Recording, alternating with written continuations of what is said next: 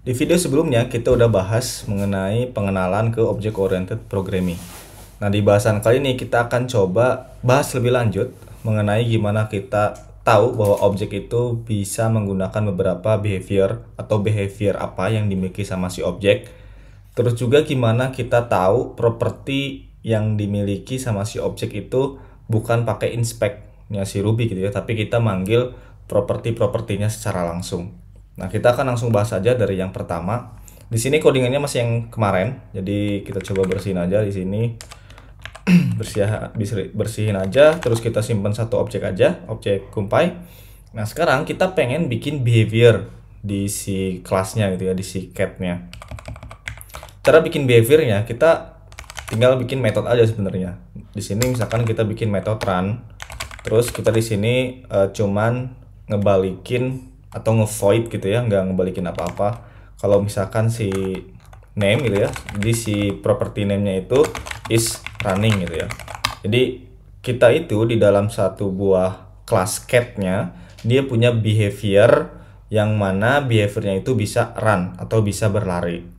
Nah, terus ketika kita eksekusi si behaviornya itu tuh akan nampilin si name dari si objeknya, terus juga ada tambahan is running gitu ya. Nah, sekarang kita tinggal eksekusi aja. Di sini berarti kita tinggal panggil si kumpay.run. Nah, jadi ini tuh maksudnya kumpay terus kita panggil metodenya, panggil si function run-nya gitu ya. Nah, ekspektasinya nanti berarti si add name-nya ini akan diganti jadi nama si objeknya. Di sini berarti objeknya kumpay, berarti harusnya nanti kumpay is running gitu ya. Oke, kita coba jalankan. Clear, terus ruby main. Nah, lihat, kumpay is running. Nah, terus kalau misalkan kita punya beberapa objek, misalkan objeknya yang lain, kayak yang tadi, misalkan Ederson, di sini Ederson, terus dia age-nya 1, type-nya misalkan Persia gitu ya. Save, terus sini kita copy, ganti ini jadi Ederson. Ederson run, kumpay run. Dia menggunakan satu buah kelas yang sama, tapi hasilnya ketika kita print out, sekarang udah sesuai dengan objeknya gitu ya. Jadi objek yang pertama itu objeknya si kumpay, objek yang kedua itu objeknya si Ederson. Nah, gitu ya. Nah, jadi si cat ini atau si construct atau si blueprintnya ini itu fungsinya untuk itu. Dia punya nanti propertinya seperti name, terus age sama type. Terus dia juga punya behaviornya atau metodenya. Nah, di sini kita baru bikin behavior kalau si cat ini bisa run gitu ya. Oke, nice, mantap. Nah, sekarang kita akan coba masuk ke pembahasan selanjutnya, yaitu gimana caranya kita ngedapetin atributnya. Contohnya gimana? Contohnya, gue tuh pengen dapetin objek kumpay, tapi cuma namanya doang, nggak mau kayak di inspect gitu ya. Oke, caranya tuh gini. Kita bisa munculin kayak gini, puts, terus namanya, terus name, ya. Terus kalau misalkan kita panggilnya error. Nah, error kenapa nih? Kalau kita baca nih, undefined method name for an instance of cat. Nah, kita belum punya metode yang namanya method name gitu ya. Jadi ketika kita mau memanggil atau pengen mendapatkan atribut atau properti gitu ya, kita itu akan kenalan sama yang namanya getter. Nanti ada setter, tapi akan dibahas lebih lanjut. Getter atau mendapatkan si propertinya. Nah, di sini umumnya gitu ya, kalau misalkan kita mau ngedapetin di sini targetnya itu si name, maka dia akan ngebikin sebuah getter yang namanya itu biasanya kalau di nggak tahu kalau misalkan di Java atau JavaScript mungkin dia bakal pakai yang namanya get name gitu ya. Nah, tapi kalau di Ruby itu umumnya name aja gini. Def name, terus kita panggil aja add name n.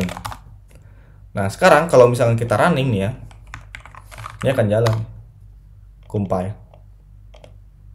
Nah, gini, kita butuh yang namanya setter kalau untuk di objek gitu ya, untuk mengetahui sebuah properti.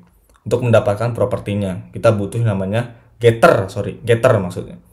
Nah, tapi kalau misalkan gue pengen nih nge-update atau ngeganti si name-nya dari yang tadinya kumpay, gue pengen ganti misalkan jadi empush. Gimana caranya?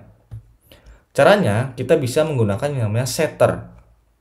Nah, mungkin di bahasa pemrograman lain bisa kayak set name gini, tapi kalau di Ruby kayak gini aja. Name, kemudian kita kasih parameter.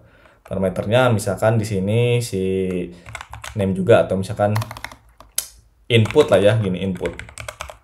And di sini gimana? Tinggal add name sama dengan input. Maksudnya kita berarti akan ngeubah si instance variable name yang sebelumnya itu kumpay, tapi kita akan ganti sesuai dengan apa yang kita masukkan ke parameternya atau input gitu ya di sini.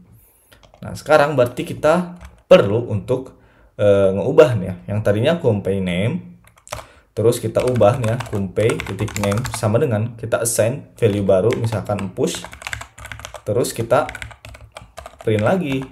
Nah, ini ekspektasinya akan muncul yang pertama itu kumpay, terus nanti yang keduanya itu push gitu. Kita tambahin gini deh ya, push setelah diganti atau pakai setter. Save, terus kita jalankan. Nah, lihat.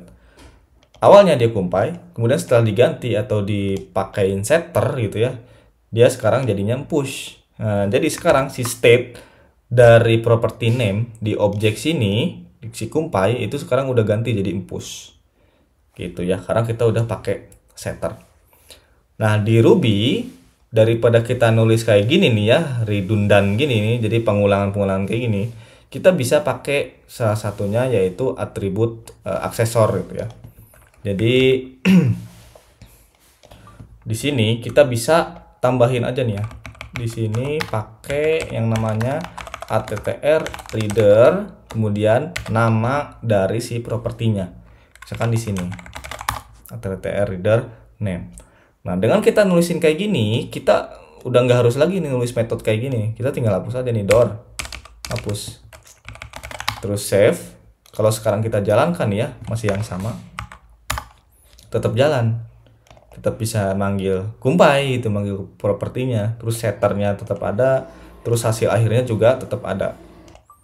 Nah, selain attr reader, di Ruby itu kita juga bisa pakai yang namanya attr writer.